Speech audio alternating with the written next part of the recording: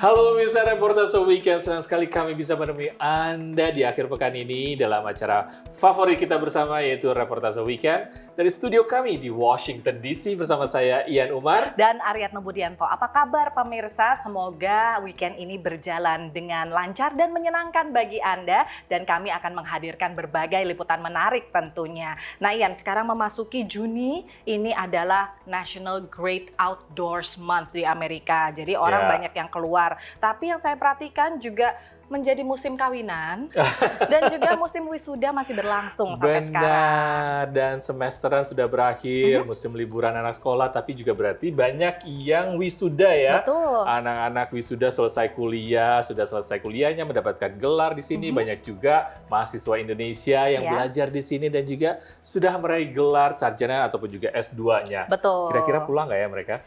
Saya dan Ian adalah beberapa orang yang tidak kembali ke Indonesia. Tapi ini bukan karena program beasiswa yang baru-baru ini ramai dibicarakan. Nanti kita ada liputannya ya Ian. Ya benar sekali. Memang banyak sekali lagi diomongin nih kayaknya. Aduh dapat beasiswa dari pemerintah Indonesia atau dari institusi di Indonesia. Tapi kuliahnya di sini, pulang nggak ya ke Indonesia? Itu dia. Nanti ada liputan menariknya. Ya. Tentunya ada liputan-liputan lainnya, jadi jangan kemana-mana, hanya di Reportase Weekend. Penyanyi Indonesia Yuni Shara tampil di kota Los Angeles dan Washington DC untuk menghibur warga diaspora Indonesia di Amerika atas undangan lembaga Nirlaba Paguyuban Jawa Plus dalam rangka penggalangan dana untuk Yayasan Yatim Piatu di Indonesia. Kabar tidak pulangnya 413 penerima beasiswa negara LPDP sempat menjadi sorotan warganet di media sosial. Pasalnya, LPDP mensyaratkan penerima beasiswanya untuk pulang dan menetap 2 kali plus 1 tahun dari masa studinya di luar negeri untuk berkontribusi membangun negeri. Keberhasilan film Crazy Rich Asians, Everything Everywhere All at Once semakin mengangkat keberadaan diaspora Asia di industri film Amerika.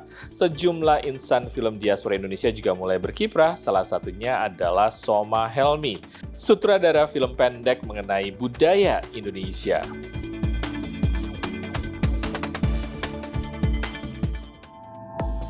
Pemirsa Reportase Weekend, bagi kami yang merantau di Amerika seperti kita berdua di sini ya, waduh kalau misalnya kita kangen dengan budaya Indonesia, salah satu hiburannya adalah kalau ada artis dari Indonesia datang ke sini. Biasanya mereka tampil, ada konser, waduh itu banyak sekali yang pengen melihat. Dan biasanya juga ada organizer yang mengorganisir di mana tempatnya ataupun juga gimana dapetin tiketnya. Kali ini ada bintang Indonesia yang datang ya? Betul, jadi Mbak Yuni Shara. Nah ini adalah household name yang sudah lama sekali. Saya dari dulu sudah ngefans. Dia datang dan melakukan konser di Los Angeles dan juga Washington DC atas undangan dari sebuah yayasan nirlaba yaitu Paguyuban Jawa Plus. Dan ini bukan sembarang pertunjukan saja, tapi punya misi sosial yaitu membantu anak yatim piatu.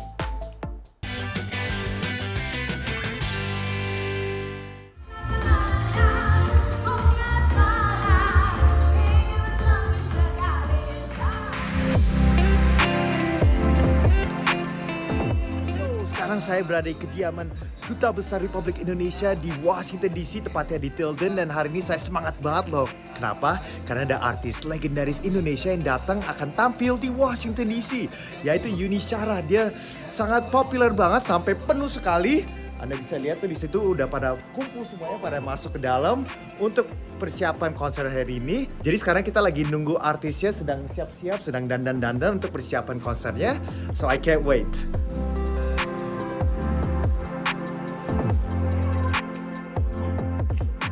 Jadi sekarang Mbak Yuni dan juga Ibu Dubes sedang lagi foto-foto. Dan Anda bisa lihat tuh cantik banget ya. Tampil di hadapan sekitar 200 warga diaspora Indonesia yang hadir di kediaman Duta Besar Republik Indonesia untuk Amerika, Rosan Roslani, di kota Washington DC, Yuni Shara berhasil menghibur para penonton yang rindu akan lagu-lagu nostalgia Indonesia. Seperti Ku Cari Jalan Terbaik, Tanda-tandanya, Aku Makin Cinta, Widuri, hingga lagu dangdut Lagi Cantik.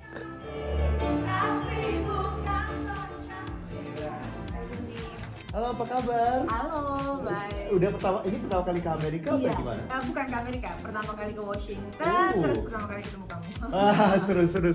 Terus ke Amerika ini tujuannya apa sih? Kami sekarang silaturahmi sama warga Indonesia yang Iya. tinggal di Washington. Oke. Iya, kebetulan Bapak Dubes dan Ibu Dubesnya kan teman sudah lama, Iya. terus mengundang kami ke sini, itu saya senang sekali. Sehari sebelumnya, Yuni Shara juga tampil menghibur lebih dari 400 diaspora Indonesia di kota Los Angeles. Tujuan diadakannya acara ini adalah untuk penggalangan dana yang nantinya akan disumbangkan ke beberapa yayasan yatim piatu di Indonesia. Selain Washington DC juga katanya tampil di Los Semalam saya di LA dengan paguyuban semacam paguyuban atau perkumpulan Jawa, tapi sebenarnya lebih ke Nusantara. Jadi semua ada dari Manado, ada dari Madura, Jawa Barat, semuanya jadi ngumpul jadi satu fun banget. Wah, seru banget pasti ramai juga ya. Rame banget. Tapi sold out ya? Iya. Mantap. Di akhir acara, Yuni Shara menutup penampilannya malam itu dengan membawakan lagu Sinaran dan lagu 50 tahun lagi.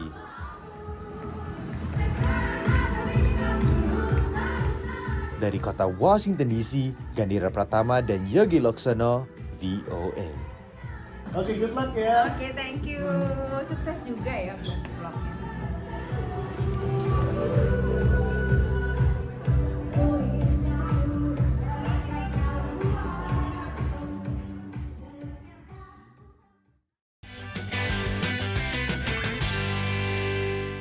Wah, Ian, aku serasa kembali ke zaman dulu ya waktu masih kecil gitu ya, nonton Mbak Yuni gitu. Saya ngefans banget karena beliau cantik dan juga suaranya merdu. Aku sampai sekarang juga ternyata nggak berubah. Waduh. Luar biasa. Ya, dan juga Yuni Shara itu baru saja merayakan ulang tahunnya loh. Yang ke-50 sekian, tapi awet muda. Wah, luar biasa. Dan tadi ibu-ibu, aduh itu reunion ya dengan lagu-lagunya. Tadi ada lagu dari Utha Likumahua ya, tanda-tandanya. Sheila ada Majid. lagu Sheila Majid, Betul. Sinaran. Ada juga lagu 50 tahun lagi yang dinyanyikan oleh grup Warna. Waduh, itu lagu-lagu era 80-an, 90-an. Semuanya asik mengguyup. Ya. Semuanya ikutan reuni. Begitulah memang nostalgia bersama warga Indonesia bersama Yuni Shara. Dan masih banyak liputan lainnya pemirsa, jadi jangan kemana-mana. Stay tune di Reportase Weekend.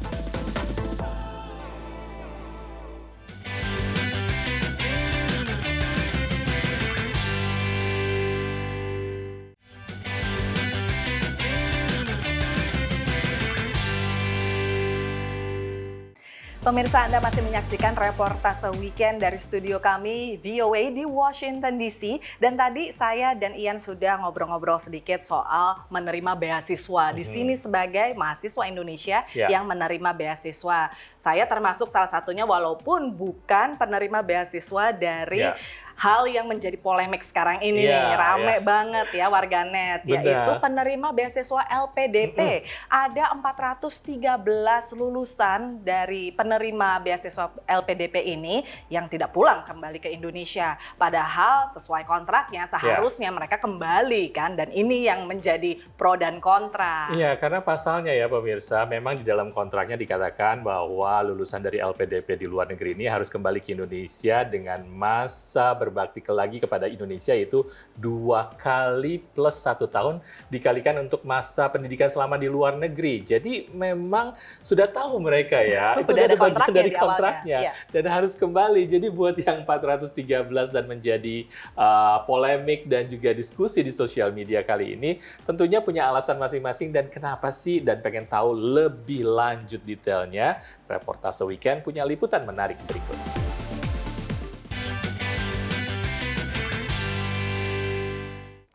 Pemberitaan mengenai penerima beasiswa LPDP yang tidak pulang ke tanah air setelah lulus sempat jadi sorotan masyarakat Indonesia. Narasi negatif dan pandangan warganet juga mendominasi media sosial. Sejak 2012 hingga kini, lembaga beasiswa di bawah Kementerian Keuangan ini telah memberikan beasiswa kepada lebih dari 36.000 orang. Sebagian beasiswa ini diperuntukkan untuk perkuliahan tingkat lanjut di luar negeri. Kepada VOA, LPDP secara tertulis menyebut beasiswa pendidikan ini salah satunya untuk mempersiapkan bonus demografi 2045. LPDP sebut pencapaian pendidikan S2 dan S3 di Indonesia masih teramat rendah. 0,03% untuk lulusan strata 2 dan 0,02% untuk strata 3. Karena waktu itu menurut studi McKinsey, kita itu kekurangan calon global leader. Banyak posisi penting di tanah air akan diisi oleh orang-orang dari luar negeri, orang asing lah. Pendidikan tidak murah, tetapi itu adalah investasi jangka menengah panjang. Jadi tidak bisa kita kasih beasiswa sekarang terus kemudian menghasilkan besok. Berbagai faktor atau variabel seperti faktor lebih maju, kemudian tingkat kesejahteraan, hingga gaji yang relatif lebih tinggi membuat godaan untuk menetap bagi para mahasiswa yang merantau ke luar negeri. Nah, fenomena ini dikenal dengan brain drain, di mana tenaga ahli tidak pulang ke negara asal mereka. Pada rapat LPDP dengan DPR Februari 2023 lalu, dilaporkan ada 413 mahasiswa LPDP yang tidak pulang ke tanah air. Perdebatan soal pulang nggak pulangnya mahasiswa rantau ini sebenarnya berkutat di persoalan kontribusi mereka kembali ke tanah air. Yang juga sering diperdebatkan adalah apakah kalau mau kontribusi harus pulang ke Indonesia terlebih dahulu? Kewajiban balik itu harus ya, karena kan ini menggunakan uang negara. Kecuali pakai uang sendiri silahkan. Tetapi kalau uang negara ya harus ada semacam bayar balik lah gitu ya kepada bangsa Indonesia. Dubes RI untuk Amerika Serikat Rosan Roslani menyebut kontribusi juga sebenarnya bisa dilakukan meski tidak secara fisik berada di tanah air. Kembali lagi setelah mereka memenuhi komitmen di LPDP, mereka bisa berkarir di mana saja. Tidak harus ke Indonesia, mereka bisa berkarir di sini, menjadi pimpinan di banyak agensi, multilateral, perusahaan, dan bisa membawa kontribusi tetap yang positif dan memberikan impact yang besar kepada Indonesia. Syarat pulang memang bisa dikecualikan oleh LPDP untuk penerima beasiswanya yang diterima bekerja di lembaga internasional yang di mana Indonesia jadi anggota. Seperti misalnya PBB. Dari New York, Reni Wicaksana, VOA.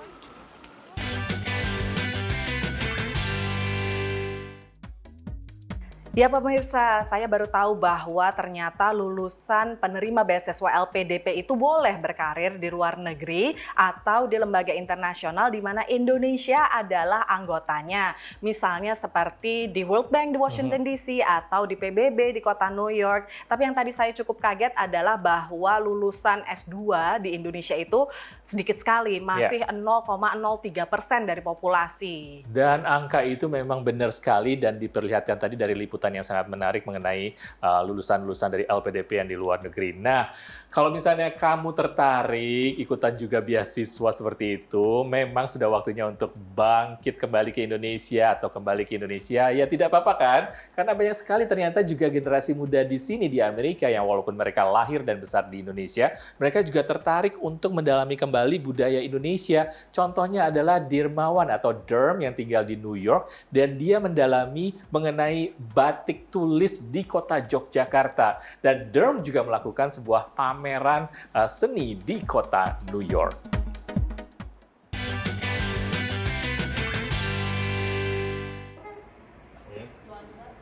Karya seni batik menarik perhatian anak muda, khususnya generasi Z yang tinggal di kota New York. Pada akhir minggu lalu, karya seniman diaspora Indonesia, Derm Luau, terpilih dalam pameran tekstil karya anak muda New York untuk usia di bawah 30 tahun. Derm menghadirkan karya batik tulis dengan desain peta Indonesia. So I feel like his desire to bring a practice from his country into New York is impactful and needed, just because a lot of people don't know of this practice. Like, I wasn't too familiar with the practice before I met him. It's just an honor to be able to learn in that way through people and their culture. Lahir dan besar di kota New York, Derm yang bernama asli Dirmawan adalah anak dari 3 bersaudara. Ayah Derm, Danny Luau, asal Manado, sedangkan ibu, Rubiah, dari Sleman, Jawa Tengah.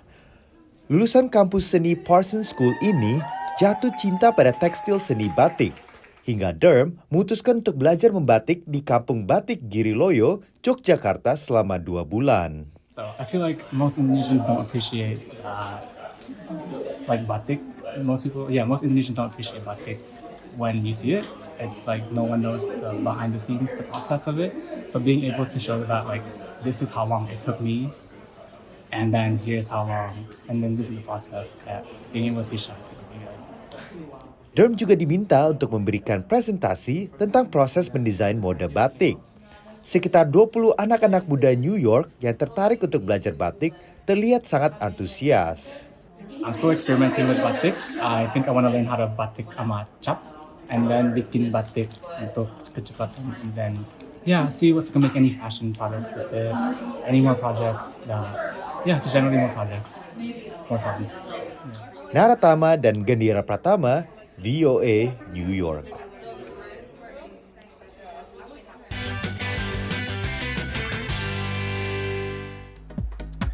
Meskipun lahir dan besar di New York, Derm atau yang punya nama lengkap sebagai Dirmawan Luau ini adalah seorang diaspora Indonesia yang justru pengen kembali lagi ke akarnya, yaitu akar budaya Indonesia. Dia sampai pergi ke desa batik khusus loh di Yogyakarta, yaitu Giriloyo. Betul. Dan mempelajari bagaimana batik tulis itu sendiri. Tapi kayaknya dia pengen lebih lanjut, dia ingin mempelajari yang namanya batik cap dan menjadi bagian dari karya desainnya. Betul, dan ini track record-nya Derm ini bagus juga ya, karena dia adalah lulusan dari Parsons School of Design. Ini sekolah fashion yang bergengsi di New York, telah menghasilkan desainer-desainer terkenal seperti misalnya Marc Jacobs, Prabal Gurung, Tom Ford, Donna Karan, dan lain sebagainya. Jadi kita doakan semoga Derm tadi sukses bisa lebih mengangkat ya batik tulis terutama dari Indonesia di kancah internasional.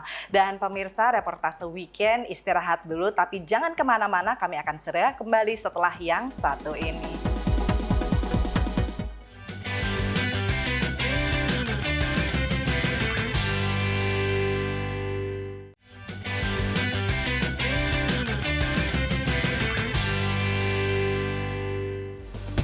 Pemirsa, Anda masih bersama Reportase Weekend. Kesuksesan film-film Asia atau bertema Asia yang juga diperankan oleh aktor-aktor Asia dan diproduksi oleh para produser juga dari Asia sudah menjadi sebuah tren sekarang. Banyak sekali yang sukses, ada berbagai nama pokoknya. Dan ini kayaknya membuka untuk film-film berikutnya yang bertemakan Asia ya? Betul, menjadi bisa lebih diterima atau dicari oleh publik Amerika Serikat. Keberhasilan seperti misalnya Crazy Rich Asians atau pemenang Oscar yang baru-baru ini yaitu Everything Everywhere All at Once. Ini juga menaikkan pamor atau menarik keingintahuan warga Amerika Serikat tentang kehidupan warga Asia.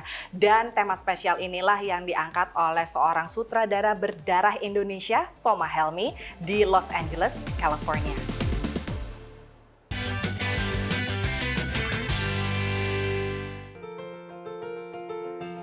Bapak saya seorang Indonesia, but my mother is Polish, so I'm mixed Indonesian. So I'm very interested in stories about not belonging or trying to find yourself, or stories like that. That's why stories about Asian Americans or Indonesian Americans are very interesting to me, because we're all trying to find our place. Bertekad mengangkat kebudayaan Indonesia ke dalam film, sutradara Soma Helmi di Los Angeles, California, lantas membuat film pendek bertajuk Full Service. Film berdurasi kurang dari 10 menit ini menghadirkan cerita yang sangat identik dengan Indonesia. Oh, ganteng ya? Mau ya sama Sylvie? Film ini bercerita tentang perempuan atau wanita yang menyewa escort atau lelaki yang pura-pura menjadi pacar dia demi menghindari pertanyaan kapan kawin dari tante-tantenya. Untuk pertama kalinya, Soma yang sudah menekuni dunia film sekitar 12 tahun terakhir, membuat karya yang seluruh bintangnya aktor dan aktris keturunan Indonesia di Amerika. So we had to say, give us a story why you're connected to Indonesia. And for a lot of people, they became emotional in that section. So they would talk about mungkin they left Indonesia when they were young, or they've never spoken Indonesian before, or their mother was never spoke Indonesian, or, you know, so many stories, and it was really, really beautiful. Aktris kelahiran Surabaya, Michelle Celine Eng, yang pernah bermain dalam serial Netflix 13 Reasons Why, berhasil terpilih untuk memerankan tokoh utama bernama Sylvie. I was just so happy to collaborate with all of these other Indonesian American artists to work on a story that is instantly relatable, not to just Indonesians, but anyone who have family members who love them. Bagi Safira Windiani yang memerankan tokoh Carol, sahabat Sylvie, film Full Service sungguh menyentuh dan membawa arti penting keragaman. It made me really excited because it provided me sort of the platform and the space to bring out the part of myself that I've kept hidden for so long. And so many people knew my culture, and so many people spoke Indo, and so many people like accepted this culture, and it's finally accepted into the world. Walau kini sudah semakin banyak film yang menampilkan kebudayaan Asia seperti Crazy Rich Asians dan Everything Everywhere All at Once yang meraih penghargaan internasional, Soma mengakui bahwa perjalanan masih panjang. Even with the success of these movies, it still feels like the same very talented people are getting this opportunities. So now we have to make more so that more people get opportunities. Dari Los Angeles, California, Dania Iman, Ronan Zakaria, VOA.